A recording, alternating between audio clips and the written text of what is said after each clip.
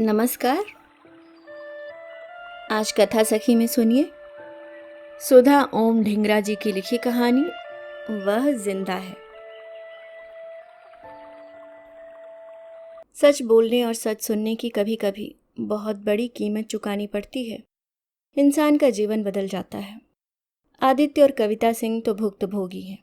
सच, उनके जीवन में ऐसे जख्म छोड़ गया है जो भरने का नाम ही नहीं ले रहे।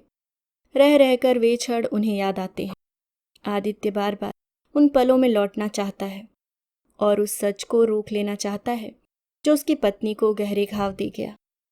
जो बिखर गया उसे समेटना चाहता है, जो टूट गया उसे जोड़ना चाहता है और जो छूट गया उसे पकड़ना चाहता है। पर समय की अपनी गति है। जो पल बीत जाता है वह लौट कर नहीं आता।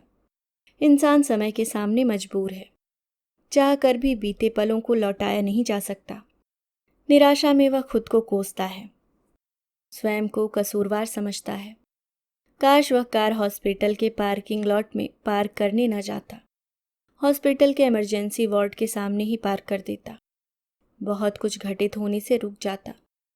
वह जानता है इमरजेंसी वार्ड के सामने कार पार्क करना निषेध है। उसे फाइन होता। उसकी कार उठा ली जाती। पर जो कयामत उसकी पत्नी पर टूटी उसे तो रोक लेता। बस अपने आप से लड़ता रहता है। सही और गलत का द्वंद्व उसके भीतर चलता रहता है। शायद वह द्वंद्व से कुछ निजात पा जाए। हॉस्पिटल का बोर्ड अपनी गलती को मानकर उसका सुधार कर ले, ताकि किसी और पेशेंट का जीवन तबाह होने से बच जाए। पिछले 1 साल से वह हॉस्पिटल के साथ सच की आड़ में रोगियों के प्रति हो रही असंवेदनशीलता, अनैतिकता और आचार विचार की कानूनी लड़ाई लड़ रहा है। कई बार वह हॉस्पिटल के उसी कमरे में चला जाता है जहां उसकी पत्नी कविता सिंह को हॉस्पिटल का क्रू लेकर गया था।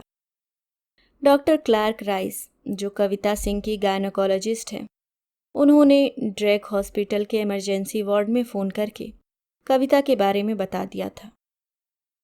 उनके पहुंचने तक एक तरह से नर्सों को सख्त हिदायत दी गई थी कि कविता सिंह के आते ही बिना एक पल गवाए उसका अल्ट्रासाउंड किया जाए। अपने पेशेंट की कुछ महत्वपूर्ण जानकारियां भी उन्होंने नर्सों को लिखा दी थी। अल्ट्रासाउंड की विशेषज्ञ नर्स किमरली को बुला लिया गया।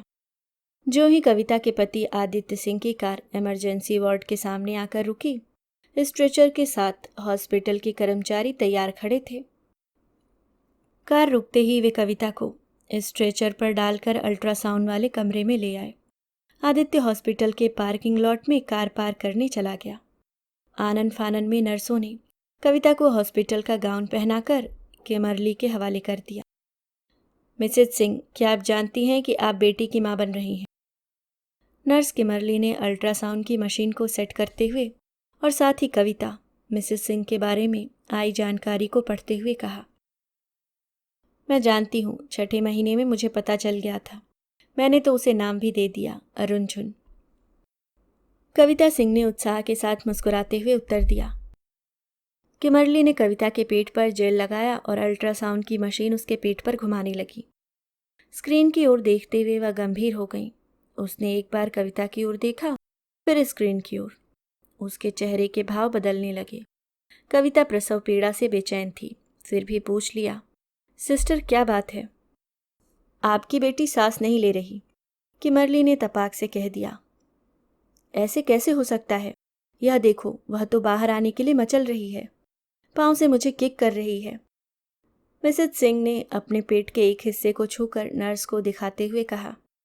तभी दर्द की एक लहर कविता सिंह के पेट के दाईं तरफ से बाईं तरफ को आई। उसे कमर तक में पीड़ा महसूस हुई और उसके मुंह से चीख निकल गई। किमरली परेशान हो गई। उसने फिर से स्क्रीन को देखा।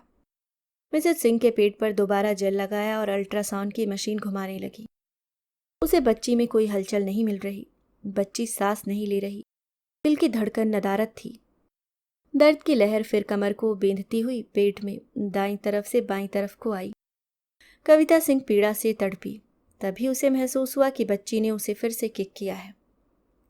देखो सिस्टर, मेरी बेबी, मेरी रुनझुन मुझे कुछ कह रही है।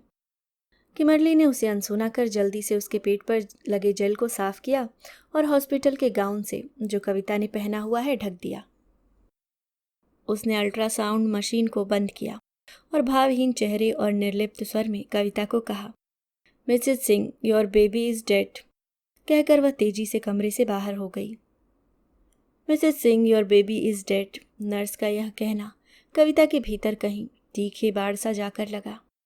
तीखापन इतना गहरा था कि उसने कविता को मानसिक आघात पहुंचाया। वह पाषाण सी हो गई। पूरा बदन सीधा लेटने की मुद्रा में आ गया। उसकी आंखें कमरे की छत को देखने लगीं। छत में कहीं शून्य को देखती उसकी आंखें वहीं टिक गईं। कितना तेज दर्द हो रहा है। पीड़ा की असहनीय टीस उठ रही है, पर मैं आवाज़ क्यों नहीं निकाल सकती। अरे रुनझुन ने पेट में कितना धमाल मचाया हुआ है। पेट पर हाथ ले जाकर मैं उसे महसूस क्यों नहीं कर सकती। कविता अपने आप से बात कर रही है। उसके होठ हल्के हल्के हिल रहे हैं, पर आवाज़ नहीं निकल रही। कार पार करके एक तरह से दौड़ते हुए आदित्य ने कमरे में प्रवेश किया। कमरे के सन्नाटे से वह घबरा गया। वह बेसुध लेटी कविता के पास गया। उसे गुमसुम लेटा देखकर वह हैरान रह गया। उसने बड़े प्यार से उसके माथे से सिर की तरफ हाथ फेरा। कविता के शरीर में कोई हलचल नहीं हुई। उसकी आंखें उसी तरह कमरे की छत को देखती रहीं। कविता के आदि ने उसे दोनों बाजुओं से पकड़कर झंझोड़ा। उसने तब भी कोई प्रतिक्रिया नहीं दी। अब वह घबरा गया। उसने कविता को फिर झंझोड़ा और ऊंची आवाज में कहने लगा, कविता क्या हुआ, मेरी ओर देखो। कविता उसी तरह बेसुध छत की ओर देखती रही। आदि ने बेड के पास लगा आपातकाल का बटन दबाया और एक नर्स भागती हुई अंदर आई। Yes sir. आप लोगों ने क्या कर दिया मेरी पत्नी को? देखो कैसे बेसुध पड़ी है। उसके शरीर में कोई हलचल नहीं। आदि की आवाज कांप रही थी। नर्स कविता की हालत देखकर घबरा गई और तेजी से कमरे से बाहर निकल गई। कुछ नर्सें कई मशीनों के साथ धड़धड़ाती अंदर आईं और कविता के इर्द गिर्द इकट्ठी हो गईं। उनके पीछे पीछे डॉक्टर क्लार्क राइस ने भी प्रवेश किया। उन्हें देखते ही आदित्य बड़े रोष से बोला, मेरे आने तक कविता की क्या हालत कर दी है आपके स्टाफ ने। इन्हें किसी बात से आघात लगा है। पर किस बात का? आदित्य का रोष और भी बढ़ गया। मैं पता करती हूँ, कहते हुए डॉक्टर क्लार्क राइस ने फुसफुसाते हुए नर्सों को कुछ हिदायतें दी और एक नर्स को किमरली को बुलाने भेज दिया। आदित्य समझ नहीं पाया क्या बात है। डॉक्टर और नर्सें सभी के चेहरे पर चिंता झलक रही थी। किमरली के आते ही डॉक्टर क्लार्क राइस ने बड़े धीमे स्वर में पूछा, what did you tell Kavita? She is in a shock. I just told her truth. Her baby is dead. उसने स्पॉट सा कह दिया। सुनते ही आदित्य गुस्से से बेकाबू हो गया। आपने यह सब बताने से पहले मेरा इंतजार क्यों नहीं किया? मैंने आपके स्टाफ को कहा था मेरी पत्नी को कुछ भी बताने से पहले मेरा इंतजार करना। सर, मैंने अपना फर्ज निभाया। हॉस्पिटल का रूल है पेशेंट को सच बताना। मैंने वही फॉलो किया। किमरली कविता की दशा देखकर भी बिना किसी भाव से बात कर रही थी, जैसे उसके लिए अपना फर्ज महत्वपूर्ण है, पेशेंट का जीवन नहीं। अपना फर्ज निभाते हुए सच बोलना आपके लिए ज़रूरी था।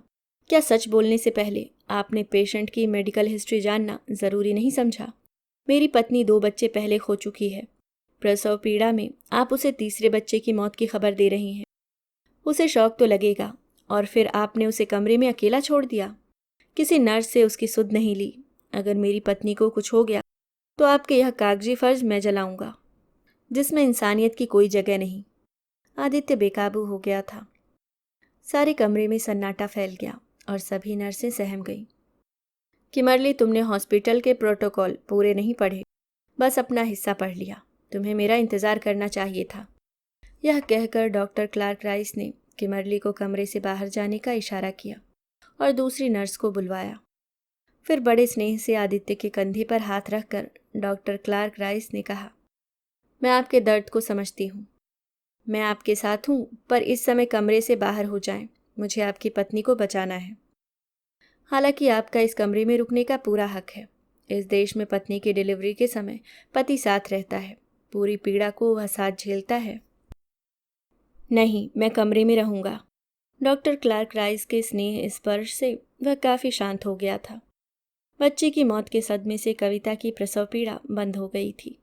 उसकी कमर से नीचे के हिस्से को सुन्न कर दिया गया। प्रसव पीड़ा को दोबारा शुरू करने, जागृत करने के लिए आईवी से दवाई चढ़ाई गई। आदित्य कविता का हाथ पकड़कर बैठ गया। उसे लगा कविता के होठ लगातार कुछ कह रहे थे। उसने अपने कान कविता के होठों के पास टिका दिए। डॉक्टर राइस, कविता कह रही है, मुझे दर्द हो रहा है, मेरी बच्ची मुझे किक कर रही है। आदित्य ने बड़ी आशा से डॉक्टर राइस को देखते हुए कहा। शायद उसे भी महसूस हो रहा था कि उसकी बच्ची जिंदा है। नहीं मिस्टर सिंह, यह मिसेस सिंह के दिमाग में है, जो उन्हें अपने बदन में महसूस हो रहा है। देखिए, मशीनें कुछ और बता रही हैं। डॉक्टर राइस ने आदित्य को एक मशीन की रीडिंग दिखाते हुए कहा। तभी डॉक्टर बट्रिक आ गए, जो डॉक्टर क्लार्क राइस की मदद के लिए आए थे, या यूं कहा जाए कि भेजे गए थे ताकि कविता की जान बचाई जा सके। आदित्य के गुस्से और कविता की हालत ने हॉस्पिटल में हड़बड़ी मचा दी थी। हॉस्पिटल के प्रोटोकॉल के मुताबिक सब कुछ किया गया था, पर यह जाने बिना कि रोगी की संवेदना किस स्तर की है। जो मजबूत इरादे के होते हैं और स्वयं सच सुनना चाहते हैं, उन्हें स्पष्ट बताना उचित होता है। जो कमज़ोर दिल या अति संवेदनशील रोगी होते हैं, उन्हें सच्चाई बड़े तरीके से बतानी चाहिए। बस इसी बात का यहाँ ध्यान नहीं रखा गया। दवाइयों से कविता के शरीर को प्रसव पीड़ा के लिए उकसाया गया। मशीन में ज्यों ही दर्द की लहर उठती नजर आती तो कमरे में नर्सें और डॉक्टर कहते, कविता पुश पुश, कविता, यानी बच्चे को बाहर लाने के लिए जोर लगाओ। स्वाभाविक रूप में तो बच्चा स्वयं भी हाथ पांव मारकर बाहर आना चाहता है और माँ की पुश उसे बाहर निकालने में सहायता करती है। पर यहाँ तो बच्ची को माँ ही बाहर ला सकती थी, बच्ची खुद कुछ नहीं कर सकती थी। डॉक्टरों और नर्सों की प्रेरणा के बावजूद कविता का शरीर निस्तेज ही रहा। आदित्य के लाख मनुहार और दुलार करने पर भी उसके शरीर में कोई हलचल नहीं हुई। कविता की हालत बिगड़नी शुरू हो गई। डॉक्टरों को डर लगने लगा कि कहीं मृत बच्ची के अधिक समय तक पेट में रहने से कविता के बदन में इन्फेक्शन न फैल जाए। कई घंटों की मशक्कत के बाद यह निर्णय लिया गया कि चिमटे की तरह के औजार से बच्ची के सिर को खींचकर बाहर निकाला जाए। अगर उसमें भी सफलता नहीं मिलती तो ऑपरेशन किया जाएगा। पेट काट कर बच्ची निकाली जाएगी। इस देश में ऑपरेशन अंतिम विकल्प होता है। यहाँ जल्दी के लिए अंगों की काटी छाटी नहीं होती। तुरंत निर्णय लिया गया और आदित्य से हस्ताक्षर करवाकर डॉक्टर बट्रिक ने बच्ची के सिर को कविता की प्रजनन नलिका से खींचकर बाहर निकाल लिया। डॉक्टर बट्रिक मृत बच्चों को तरह तरह के तरीकों से मां को चोट पहुंचाए बिना बाहर निकालने के विशेषज्ञ हैं। कविता के प्रजनन अंग घायल हुए, उन्हें टाके लगाकर सिल दिया गया। खून की कमी का संकेत मिला क्योंकि इस सारी प्रक्रिया में खून बहुत बह गया था। तुरंत फुरत खून चढ़ाए जाने लगा। जो ही बच्ची बाहर आई और डॉक्टर ने उसे साफ करके कविता के बदन के साथ लिटाने का संकेत किया, एक नर्स ने तुरंत बच्ची को साफ कर कविता की छाती पर लिटा दिया। छत को ताकती कविता की आंखें वहां से हट गई और बच्ची को देखने लगी। फिर उसने उसे अपनी बाहों में कसकर भींच लिया। वह उससे बातें करने लगी। वह उसे जिंदा ही समझ रही थी। नर्सों ने उससे बच्ची लेनी चाहिए, पर उसने उन्हें बच्ची नहीं दी। आदित्य ने भी बहुत कोशिश की। जो ही कोई बच्ची लेने की कोशिश करता, वह बच्ची को और भी कसकर अपने साथ भींच लेती। अंत में उसे नींद का टीका लगाया गया ताकि वह सो जाए और बच्ची को उससे अलग किया जाए। आदित्य के बदन में सिहरन आ जाती है जब भी वह हॉस्पिटल के उस कमरे में अपने ख्यालों में पहुंच जाता है। कविता गहरी नींद में भी बच्ची को छोड़ नहीं रही थी, अपने साथ कसकर चिपका लेती थी। रुनझुन जिंदा होती तो उसका दम घुट जाता। बड़े संघर्ष से आदित्य और दो नर्सों ने रुनझुन को उससे अलग किया। आदित्य के मम्मी पापा मृत बच्ची को ले गए, पर जब कविता की खुमारी टूटी और उसने अपने साथ रुनझुन को नहीं देखा तो उसके बारे में पूछा। मनोवैज्ञानिक को बुला लिया गया, जिसकी तैयारी पहले से थी। उसने उसे बच्ची के बारे में बड़े धैर्य और प्यार से बताया तो उसकी हृदय विदारक चीखों से हॉस्पिटल हिल गया। आज तक वह स्वीकार नहीं कर पाई कि उसकी रुनझुन जिंदा नहीं है। वह अब भी मां नहीं बन सकती। उसके प्रजनन अंग बेहद कमजोर हैं। तो मिसकैरेज होने के बाद यह अंतिम मौका था बच्चे का। डॉक्टरों ने पहले ही चेतावनी दी थी, बल्कि तीसरे बच्चे के लिए डॉक्टर ने मना किया था। पर कविता की जिद के आगे आदित्य और डॉक्टर क्लार्क राइस दोनों ही झुक गए थे। अब वह एक गुड़िया हमेशा अपने सीने से लगाए रहती है। उसका मानसिक चिकित्सालय में इलाज चल रहा है। आदित्य हर पल इसी सोच में रहता है, अगर वह उस कमरे में होता तो कविता को सच इस तरह से बताता या उस तरह से बताता, या उस ढंग से कहता या इस ढंग से कहता, जिससे उसकी यह हालत न होती। बस पलों को पकड़ने और अपनी ही सोच की उलझनों में उलझा रहता है। वह हॉस्पिटल के मैनेजमेंट के साथ पिछले 1 वर्ष से मानवता की लड़ाई लड़ रहा है। उसकी बहस, उसके तर्क बस यही हैं। वह सच बोलने के खिलाफ नहीं, पर सच को बोला कैसे जाए।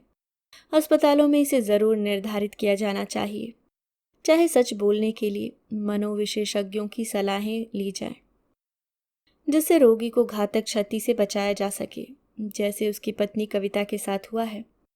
केस चल रहा है और वह हॉस्पिटल की मैनेजमेंट के फैसले का इंतज़ार कर रहा है। अभी आप सुन रहे थे सुधा ओम ढिंगरा जी की लिखी कहानी वह जिंदा है।